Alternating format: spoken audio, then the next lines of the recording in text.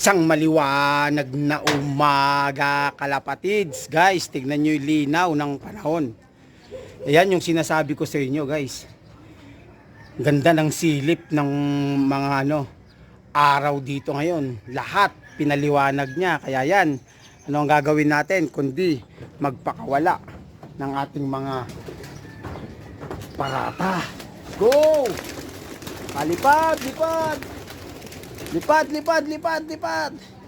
Tignan nyo sila kalapatids kung paano sila rumonda. May maliwanag. Yan.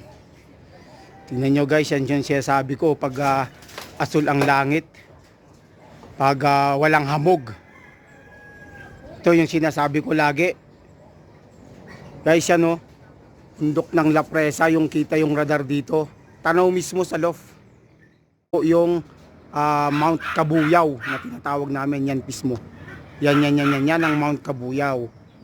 Yan, ang unang natatakpan ng hamog tuwing hapon or mga alas 11, tanghaling tapat, may hamog na po yan. Kasi mataas na ang ulap, kaya ngayong mga namamasyal po dyan ng mga turista. Para silang nasa ulap pag nandyan sila ng mga bandang tanghali. Yan. Yan. Mount Kabuyaw po yan. Yan. Linaw po. Yan. Yan, mga ibon natin. Ano yan, ano na yan, bubuelo na yan. Kung ganyan sila kataas, bubuelo yan para mag-ranging. Pero ranging nila, hindi ito talaga tumatagal ng ilang minuto po rito. Mga sabihin natin, mga matagal na po yung 40 minutes po. Tagal na nga minsan, 30 minutes. Yung rondahan po ng... Yung tumatagal yan, dyan lang sa pantry. Kasi pagka sumisilip na yung araw at maliwanag na, ano na yan, natatakot na sa palkon. Kasi maaga rito, may palkon na eh.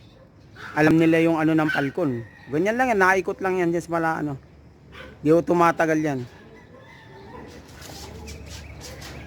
Yan. Habang umiikot sila, maya-maya, dadapo na yan. Tara ho dito sa mga stock bird natin.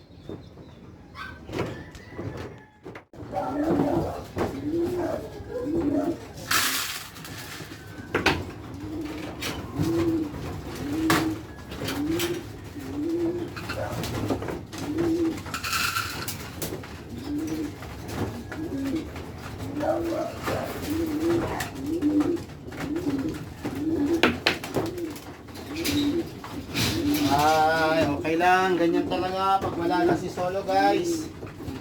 Wala na tayong magagawa. Sana nasa mabuting kamay, sana lagaan. Sino man nakakuha sa kanya. Kakalungkot pero kailangan natin tanggapin.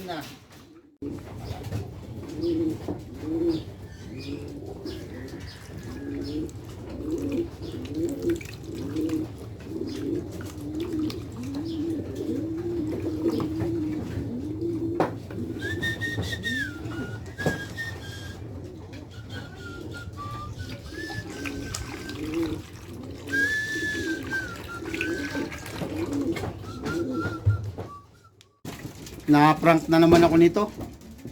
Itong isa. Akala ko si Solo po yun. Kasi ang tagal niya ho dito sa tractor kanina. Akala ko si Solo.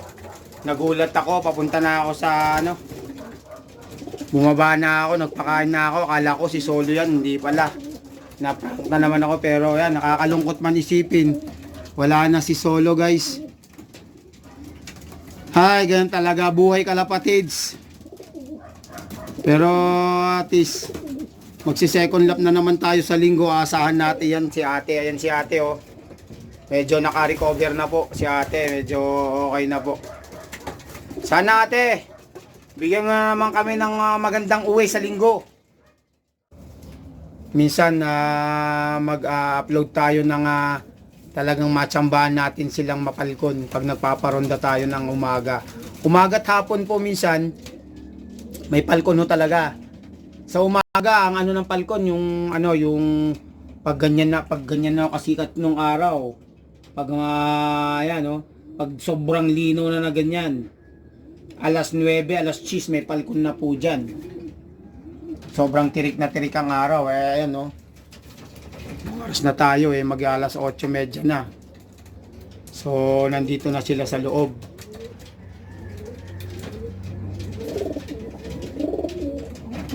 Na Yan, kahapon nag-abang na naman tayo. Araw ng Wednesday. Ngayon, araw ulit ng Thursday. Wala talaga si Solo. So anyway, guys, update na naman tayo sa Sabado hanggang loading. Hanggang abangan na naman ng ng Linggo. At sana talagang totally yan si ate. Sensya na ate, mag-iisa ka na lang sa Linggo. Tapusin mo yung lap 2. Sana miwi ka ulit ng maaga. Kung kukubra ka, bakit hindi? Sana. Yan. Nakauwi si Solo. Nagsisisi ako.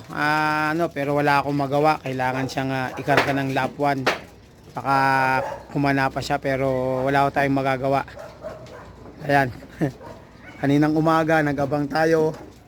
Araw-araw nang tayo nag-aabang. Yan sa mga alaga.